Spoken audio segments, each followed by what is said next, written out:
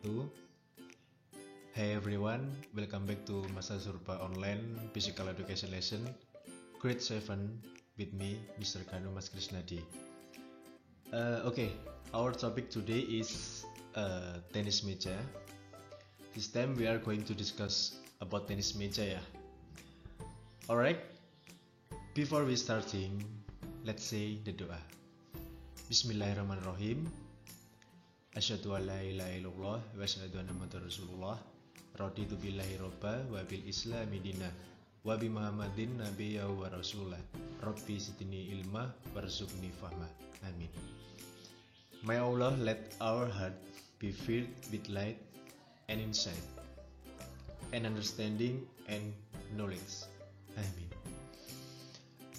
Baik, untuk anak-anakku, untuk penonton Masa Surba channel, sobat hebat Masa Surba,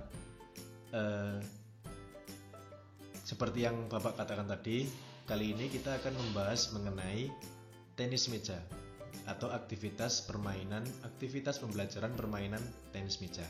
Nah, udah siap semua ya? Oke, kita ini mengenal permainan tenis meja.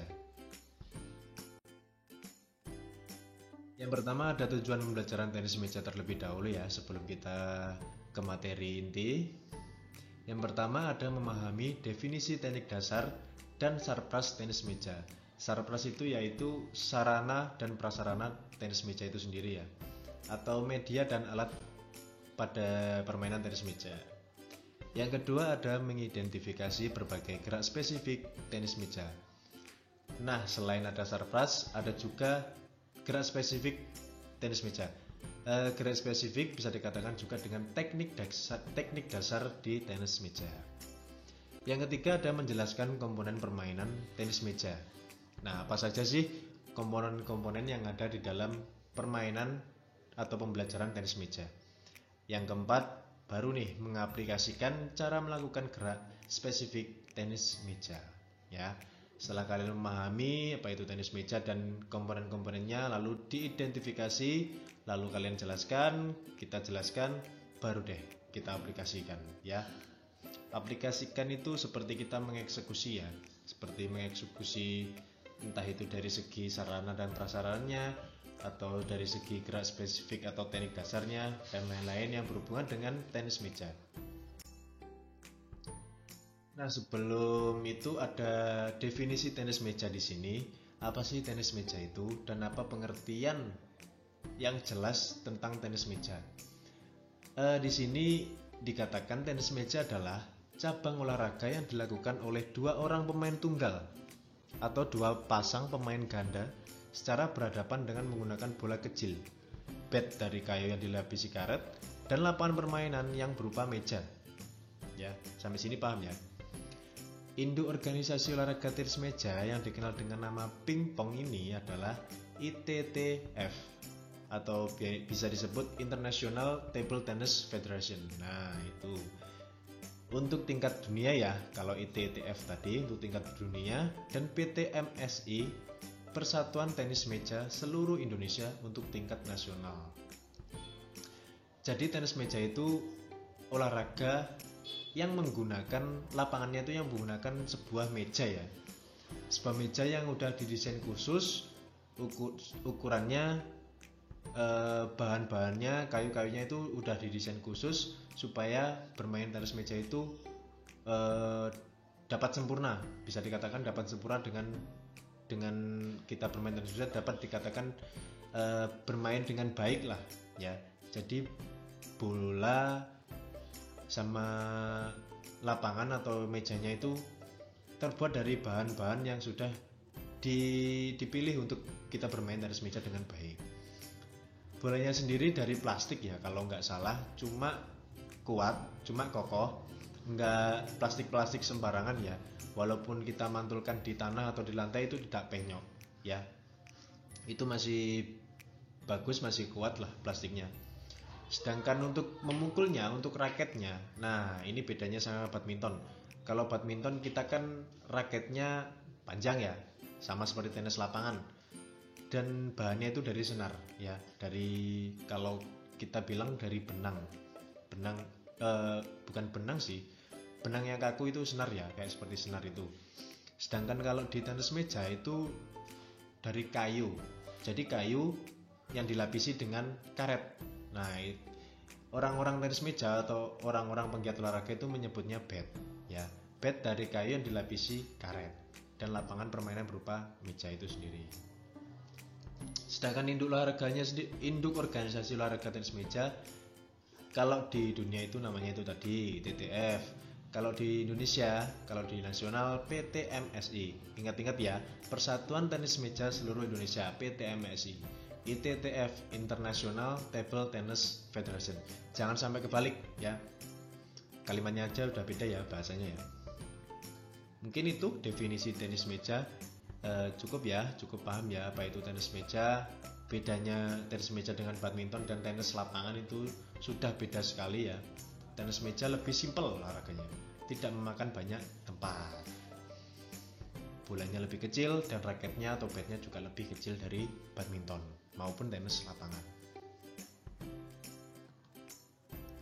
Kita lanjut. Nah, ini tadi yang pertama ada sarana dan prasarana.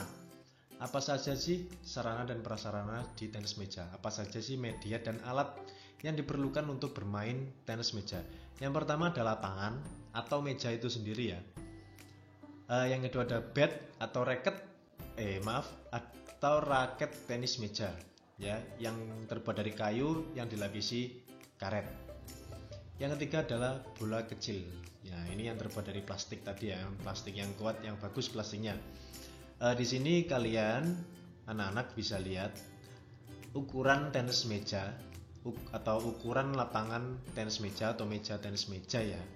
Bapak sebutnya meja aja ya, meja di tenis meja aja ya, biar nggak bingung. Kalian bisa perhatikan itu ada width 152,5 cm, itu lebarnya ya, lebarnya lapangan. Sedangkan panjangnya sendiri adalah length, yang length itu yang 274 cm. Jadi panjangnya itu hampir 3 meter kurang 25 cm-an ya. Lengthnya 274 cm. Sedangkan lebarnya itu 1,5 meteran ya, 152 cm. Nah, tinggi netnya hanya 15,25 cm ya. Nggak nyampe 30 cm kalau tinggi netnya. Pendek ya kalau tinggi netnya itu ya. Sedangkan height yang 76 cm itu adalah jarak meja ke lantai ya. Height itu jarak meja ke lantai. Jadi jarak meja ke lantai itu 76 cm, tidak sampai 100 meter. Jadi yang anak-anak SD itu masih bisa bermain tenis meja ya, karena tingginya meja tenis meja itu tidak tinggi-tinggi banget, nggak sampai 100 meter, nggak sampai 100 cm atau 1 meter. Mungkin itu dari lapangan. Kalau bat dan raket tenis meja, Bapak harap kalian sudah pernah melihatnya ya, bagaimana bentuk dan bagaimana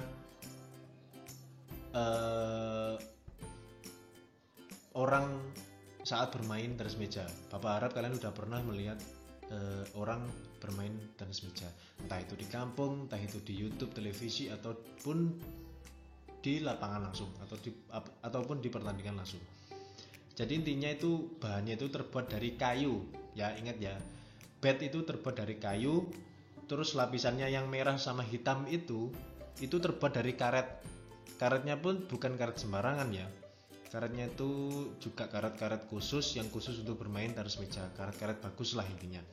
Sama bolanya juga kecil, sebelah bekel mungkin ini ya, bahannya dari plastik juga. Ada yang bagus sih dan ada yang jelek juga. Yang bagus itu nggak gampang penyok kalau dipukul ya. Kalau yang jelek ya paling buat berapa minggu, berapa permainan itu udah penyok. Jadi itu perawatannya pun juga harus hati-hati ya. Perawatan untuk bat dan bolanya sendiri harus sering-sering dirawat biar tetap awet, karena bahannya karet ya. Karena sewaktu-waktu karet itu bisa mati dan bisa melar.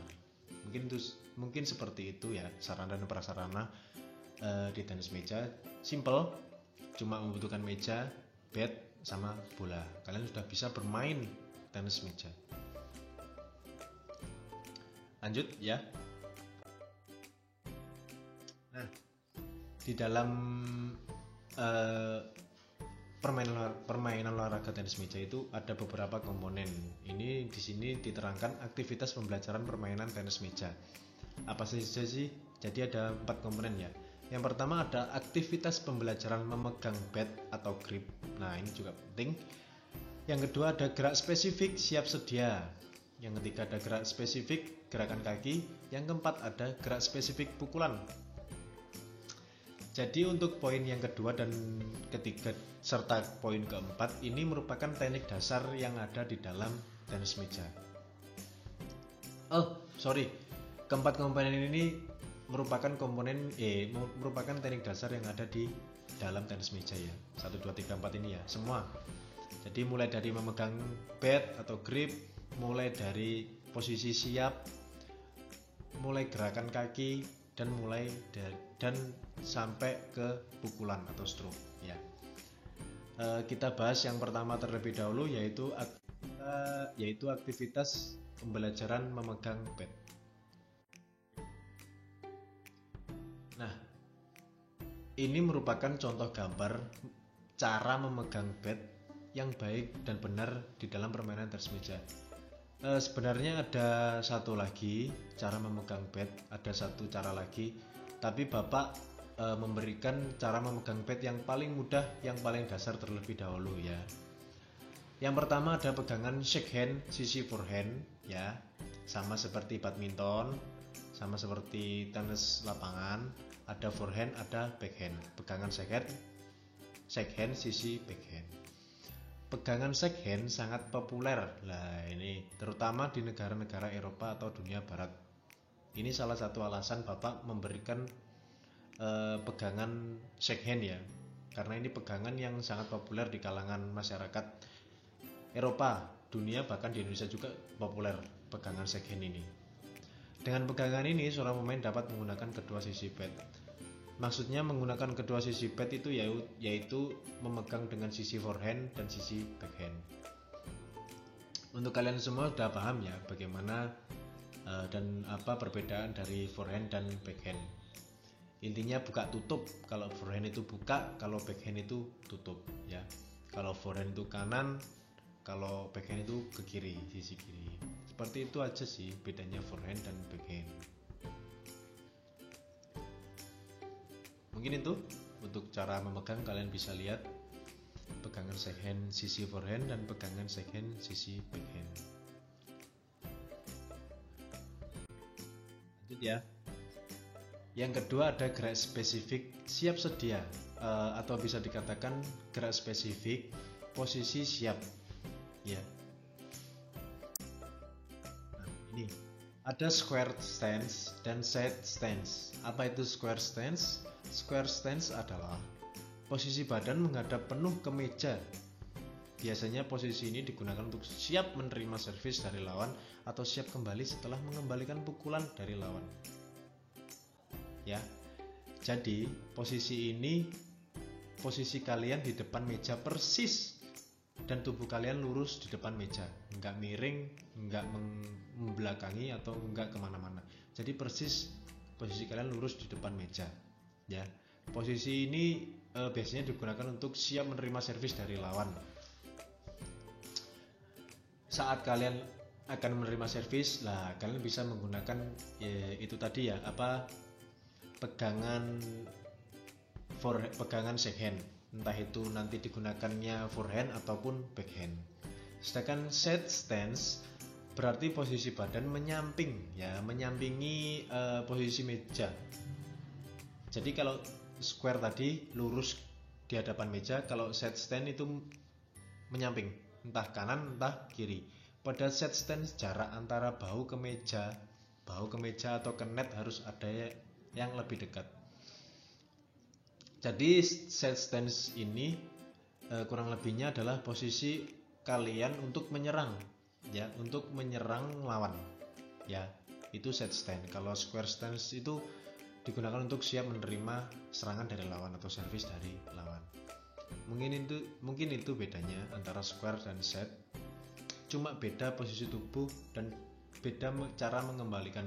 Kalau square stance itu lebih sering itu kita mengembalikannya dengan posisi tangan itu forehand ya, sedangkan set stand itu sering kita itu waktu bermain itu sering digunakannya adalah backhand ya. Mungkin bedanya seperti itu kurang lebihnya ya antara square dan set. Sampai sini paham ya? Kita lanjut. Nah, ini juga salah satu teknik dasar yang penting, yaitu gerak spesifik gerakan kaki, footwork atau biasa disebut footwork. Dalam tenis meja, footwork itu pada garis besarnya dibedakan untuk nomor tunggal dan nomor ganda. Footwork yang digunakan dalam permainan tunggal sudah otomatis digunakan dalam permainan ganda. Paham ya? Jika dilihat dari banyaknya langkah footwork, untuk tunggal dapat dibedakan 1 langkah, 2 langkah, dan 3 langkah atau lebih ya. Arah pergerakannya bisa ke depan, ke belakang, ke samping kiri, ke samping kanan, atau diagonal. Jadi intinya gerak spesifik gerakan kaki atau footwork ini jumlah atau banyaknya langkah kita saat bermain tenis meja ya. Kalau di permainan tunggal itu langkah kita semakin banyak otomatis ya, karena kita tunggal, karena kita sendiri. Sedangkan kalau di dalam permainan ganda, footwork kita, gerakan kaki kita lebih sedikit karena masih ada teman kita ya, karena ganda 2 ya. Nah, mungkin cuma itu aja bedanya. Intinya bermain tunggal itu lebih, kalau menurut Bapak lebih capek ya, karena sendiri. Sedangkan bermain ganda itu lebih nggak capek daripada tunggal. Cuma kalau di permainan ganda itu harus menyatukan 2 otak jadi 1 otak ya. Harus menyatukan 2 visi misi jadi 1 visi misi, karena kita harus kerjasama dengan teman kita, dengan pasangan ganda kita ya. Pasti ada kelebihan dan kekurangannya. Itu mungkin dari gerak spesifik gerakan kaki, hanya jumlah langkahnya aja ya, jumlah footworknya aja. Saya kira kalian sudah paham apa itu gerak spesifik gerakan kaki di tenis meja ya, atau istilahnya footwork. Dan yang terakhir ada gerak spesifik pukulan. Ini yang paling penting ya. Terdapat beberapa gerak spesifik pukulan dalam permainan tenis meja, antara lain push, drive, block, chop, dan service. Jadi setelah kalian mempelajari yang tadi ada footwork, gerakan kaki, posisi siap sedia, dan apa yang tadi yang pertama Bapak lupa, memegang raket, memegang bat maksud Bapak ya, memegang bat, lalu posisi siap sedia, dan ada gerakan kaki. Dan ini yang paling penting adalah gerak spesifik pukulan. Nah, di sini Bapak sebutkan ada 5 gerak spesifik pukulan di dalam tenis meja ya. Tetapi Bapak tidak menjelaskan semua. Bapak hanya menjelaskan yang pertama, yaitu push. Push itu apa artinya? Push itu dorong atau dorongan. Kenapa Pak kok push? Push itu jadi teknik pukulan di dalam tenis meja yang paling mudah dilakukan dan yang paling simpel dilakukan, apalagi untuk anak-anak SMP usia kalian ya. Jadi Bapak mengambil pukulan tenis meja yaitu push. Jadi sebelum kalian mempelajari drive, mempelajari cara block, cara chop, dan cara service, kalian pertama harus mempelajari push dulu, karena itu yang paling dasar di dalam pukulan tenis meja. Apa sih push itu? Kita next ya. Nah, gerak spesifik pukulan push. Push adalah gerakan memukul bola dengan gerakan mendorong ya, seperti artinya push yaitu dorong, dan sikap bat terbuka. Push biasanya digunakan untuk mengembalikan pukulan-pukulan push itu sendiri dan pukulan-pukulan chop ya. Gambar berikut adalah gerakan forehand dan backhand push. Bisa kalian lihat perbedaannya.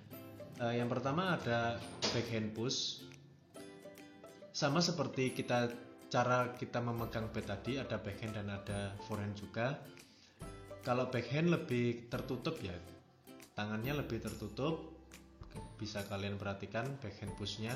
Sedangkan forehand kita membuka tangan kita ya, forehand push itu ya. Bedanya cuma itu, forehand dan backhand push.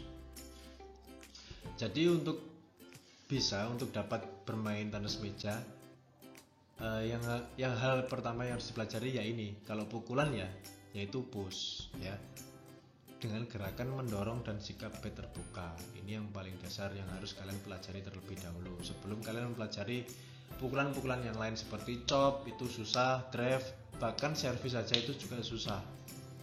Servis itu dasarnya juga dari push, dari pukulan push ya. Jadi itu kita ke slide selanjutnya. Mungkin kalian sudah paham ya apa itu gerak spesifik pukulan push. Untuk minggu depan atau pertemuan selanjutnya kita akan mempelajari pukulan-pukulan lainnya, dan Bapak insya Allah akan sertakan video biar kalian nggak bingung ya, video cara melakukan pukulan-pukulan itu sendiri atau permainan atau pertandingan lah ya. Nah ini yang terakhir, latihan soal ya. Bapak bacakan latihan soal yang pertama tadi, apa pengertian dari tenis meja. Yang kedua, apa saja peralatan yang diperlukan untuk bermain tenis meja. Ketiga, apa yang kamu ketahui tentang posisi siap sedia, coba jelaskan. Yang keempat, terdapat beberapa gerak spesifik pukulan dalam permainan tenis meja. Sebutkan apa yang dimaksud dengan pukulan push dalam permainan tenis meja, jelaskan. Nah, di latihan soal ini jawabannya sudah ada semua di materi yang Bapak jelaskan tadi di slide-slide sebelumnya ini ya. Ini sudah ada semua. Nanti soal-soal ini ditulis di selembar kertas, tapi terlebih dahulu jangan lupa tulis nama dan nomor absen. Tulis di selembar kertas jawabannya sudah ada di materi yang Bapak jelaskan tadi. Tugas yang sudah selesai kemudian difoto ya. Jadi selembar kertas tadi yang berisi jawaban kalian difoto, lalu dikumpulkan di Google Classroom atau di GC sesuai jadwal dan sesuai perintah yang sudah Bapak berikan ya. Paham ya? Kalau ada masalah kamera HP yang nggak bisa atau masalah lainnya, itu nanti bisa hubungi Bapak langsung via WhatsApp. Oke, mungkin itu masalah tugas kalian, dan jangan lupa dikumpulkan tepat waktu. Kita ke slide. Mungkin itu materi pembelajaran dari Bapak mengenai aktivitas pembelajaran permainan tenis meja. Kesimpulannya yaitu kalian mengetahui apa itu permainan tenis meja. Ya, tadi sudah tahu kan apa pengertian dari tenis meja. Yang kedua, kalian sudah tahu cara memegang bat yang baik dan benar, cara memegang bat yang paling dasar dan yang paling mudah. Yang kedua tadi ada posisi siap sedia ya, entah itu posisi saat kalian menerima pukulan dari lawan atau posisi saat kalian menyerang ke lawan. Yang ketiga tadi ada teknik dasar atau gerak spesifik pukulan ya. Ada beberapa pukulan, ada 5 pukulan, cara-cara pukulan di dalam tenis meja. Tapi tadi yang kita pelajari adalah pukulan push ya. Kenapa kok pukulan push? Karena pukulan push merupakan pukulan yang paling dasar, pukulan yang paling mudah dilakukan, apalagi di usia kalian yaitu SMP. Jadi untuk melakukan pukulan-pukulan lainnya, kalian harus mempelajari, kalian harus berlatih dulu pukulan push, itu yang paling awal. Yang terakhir tadi ada footwork ya, atau gerakan kaki, itu jumlah langkah kalian saat bermain tunggal atau bermain ganda. Jadi mungkin itu yang bisa Bapak sampaikan. Pesannya jangan bosan belajar dan jangan lupa dikerjakan soal-soal latihannya, karena itu juga dapat menambah ilmu, menambah wawasan, dan menambah nilai kalian di nilai PJOK itu sendiri ya. Pesannya tetap jaga kesehatan, jangan keluar rumah sembarangan tanpa masker. Kalau nggak penting-penting amat jangan keluar rumah, karena kita masih dilanda pandemi COVID-19 ya. Apalagi di Indonesia sendiri korbannya tambah banyak. Jadi kalian harus lebih hati-hati ya. Pokoknya intinya kalau nggak penting-penting amat nggak usah keluar rumah ya. Jangan lupa olahraga rutin seminggu sekali atau 2 kali, terserah kalian. Yang penting olahraga dan berjemur, makan makanan sehat dan bergizi, dan tidur cukup. Udah itu aja. Pokoknya intinya jaga tubuh kalian dengan baik dan seimbang. Mungkin itu ya. Apabila Bapak ada salah ucap atau salah kata, Bapak mohon maaf. Apabila ada salah kalimat atau salah kata di slide yang Bapak tampilkan, Bapak juga mohon maaf. Kurang lebihnya seperti itu. Sampai ketemu lagi di pertemuan selanjutnya.